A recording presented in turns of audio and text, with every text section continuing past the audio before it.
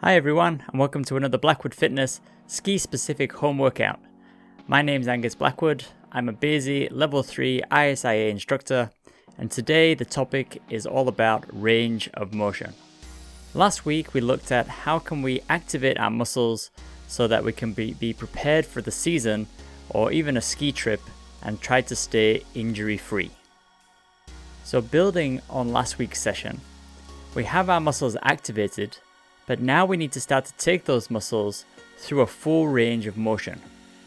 If the muscles are not able to reach a full range of motion, then this is going to affect the body's overall performance when skiing. When you train, it's really important that you focus more on the joints rather than the muscles themselves. This will allow you to train the muscles around the joints more evenly, therefore stopping overdevelopment of the dominant muscles.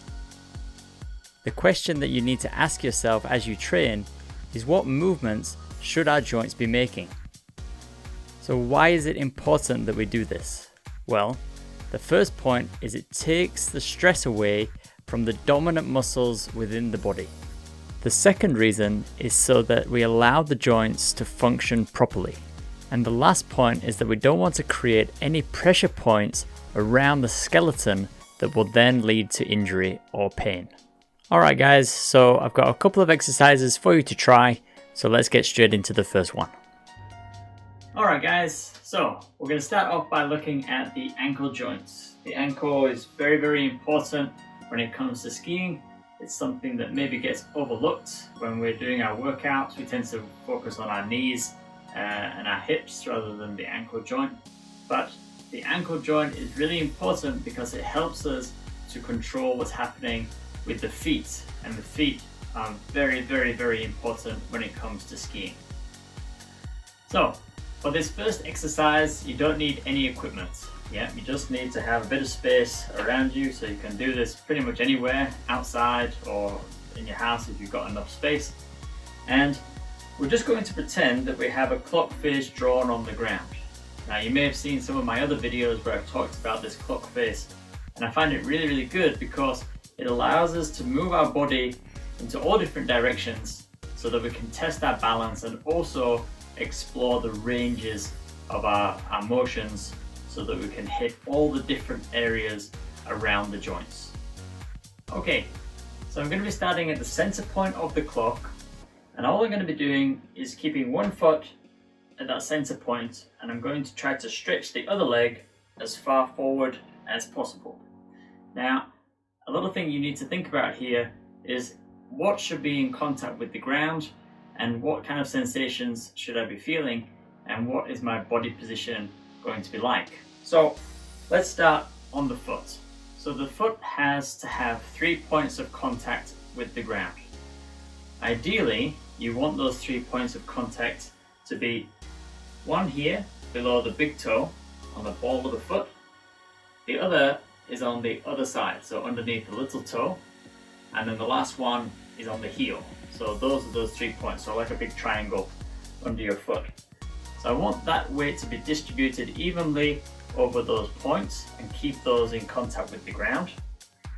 As I stretch forward, I'm trying to keep all the weight here on this left leg, and I'm just going to try to touch the toe as far forward as I can, but I'm not going to put any weight onto it, which means that my body is going to have to be moving to keep it balanced. Now, where it moves is going to vary depending on your body shape, your size, all this kind of stuff. So no one person is going to be the same, but we want to make sure that we're focusing on that ankle joint. So making sure that the ankle is flexing so that the foot and the shin are moving closer and closer together as far as they can, and then stepping back up again. And always coming back to the center point. I'm now going to reach out for 1 o'clock. Again, stretching as far as I can. 2 o'clock. 3 o'clock. 4. 5 o'clock. And all the time, I'm just thinking about trying to keep the ankle joint moving and flexing exactly where it wants to go. Jump around, keep the balance. Okay, now coming across this way. So moving the ankle in a slightly different direction. It's starting to now move over this way, which is going to be a bit of a strange sensation for some people, and it's going to really challenge us. So again, putting that ankle joint through its full range of motion by going all the way around that clock, but trying to make sure I keep those 3 points of contact on the ground. That's really, really important. Okay, so we do that, going around one way, and then going to go back around the other way. And this is a workout. You can hear that I'm already a little bit out of breath, yeah, which means that I'm challenging myself. So don't hold back, don't just do it a little bit. Really see how far you can get, and the more you practice this, the more range of movement you're going to have in those joints. So you're aiming at the beginning to be doing it maybe twice, maybe 3 times in each direction, and try to do it every day. Yeah, especially if you're skiing a lot. Doing this in a warm-up before you ski, it's just going to get the whole body moving and really get those ankles strong and get the feet strong as well. So this next exercise is quite similar in terms of what you need. Again, you don't need any equipment, you just need a bit of space, and we're still looking at this clock face painted on the ground. But this time, I'm not going to be weighting the inside foot and just stretching that front foot forward and not putting any weight on it.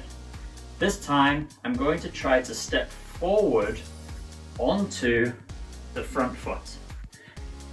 Now, let's go through what we should be feeling again.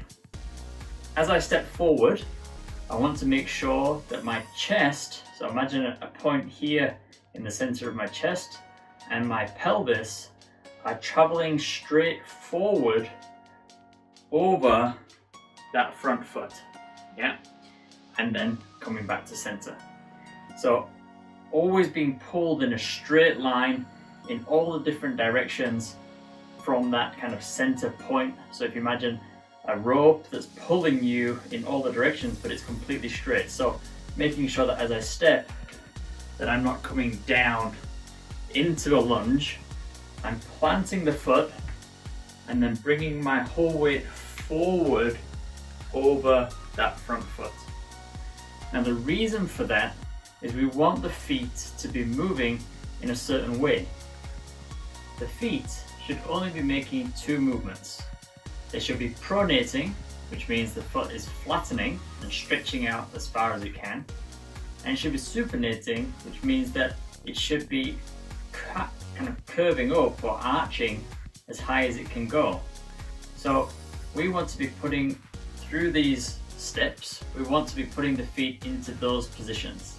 So as I step forward onto that front foot and bring my weight over it, that should naturally be making that front foot pronate. The foot behind is supinating, okay? So it means that it's arching up as high as it can and then coming back to center. So each time I'm putting the feet and the ankles through the motions that they need to be going through. So again, I'm going to be stepping over to each part of the clock. So I've done 12 o'clock. I'm now going to move to 1 o'clock and 2 o'clock. Now, you can decide what you want to do here. There are different variations. I'm going to try to keep my foot actually facing forwards and move my weight over it this way. So I'm starting to bring the hip into it a little bit, just because obviously we're skiing, so I want to try to bring my hip over, try and continue that kind of straight line movement. So imagine that I'm going over towards 1 o'clock and being pulled there, my chest and everything is staying straight, but I kind of end up getting pulled a little bit more over that way. And you might feel the knee start to move in a little bit more, just to kind of force a little bit more balance. So again, do the same at 2 o'clock, keeping that front foot facing forward, and now I'm bringing my weight across and being pulled over it, so stretching out as far as I can go, and then come back. And I start to feel real big stretching coming down here, down the other leg. Now to 3 o'clock, straight across, and then pulled, and now I'm going to bring my hip over as far as it can go, and then back. So always starting by moving straight, so keeping everything level, and then you're starting to then go a bit further, so we can drop down a little bit. We'll start to move in all the different directions, and that's fine. Now stepping back towards 4 o'clock. A little bit different here. I'm not going to let my body stay forward. I'm actually going to keep my inside foot facing forward, and I'm going to step my foot away and then bring my weight over that foot, just to bring a little bit more range of motion to the ankle, yeah, because that's where we're working through these exercises. And then the same with 5 o'clock, step back, keeping that front foot forward, but bringing the weight over and stretching as far as I can to 5 o'clock. 6 o'clock, I'm not going to turn. I'm going to keep my weight facing, my body facing forward, and I'm just going to step that foot back and then try to get a huge amount of extension through that ankle, yeah. So the foot is planted and I'm trying to step back as far as I can. So the same when it comes to 7 o'clock, keep this foot planted, and I'm just going to try to step back, balance, and just again put a little bit of extension and try and keep those points of contact, those 3 points of contact on the ground. And back.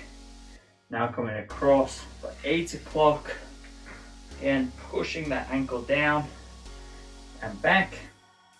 Now we can't really go much further than that. If you can, that's great, but for me I can't, and I might end up doing some damage to the ankle. So kind of that next point, we can just use the other foot, yeah, to either do this motion again, or I can step across and practice on the other side. So play around with the movements and kind of where you're putting the weight, and that's going to allow you to get full range of motion through the joint. Remember, work with the joint, not the muscles, and then you'll end up getting better strength, equal strength through the whole, around the whole area, so you don't end up overdeveloping the dominant muscle in the feet or the lower legs or wherever it is on the body. So work with the joint and then develop the muscles that way. So the last point I want to make is about adding in other bits of specialist equipment to help us to develop these muscles even further. So if you have a stool, then you can be standing on the stool and doing the same thing and just kind of going through those points around the clock. And that's going to be a little bit harder because obviously you've got to get lower into each movement to be able to reach the ground, yeah, and stretching even further. So that's going to be a challenge. So this one is quite a tall stool, so just build up to that. Don't start with it. You can use things like medicine balls or Swiss balls. They've got a bit more of that kind of circular movement. So I can actually be coming forward, balancing, trying to keep my weight over it. And again, that's going to be another way that you can test yourself and see what kind of development you can do with that. But have a good play around. The last one again is a skateboard. So putting a skateboard flat onto the ground, keep my foot on it, and I can actually roll it forward and back again. This is going to bring a bit of the core into play as well, because as I'm coming forward, I'm going to have to keep some stability, and then I can even try and push that front foot forward as far as I can, and then back up to center, and just keep pushing it and move it in all different directions. Again, over here, and I'll push across, and so on and so forth. So that's another way that you can develop all the muscles in different ways. Have some fun and let me know what you think.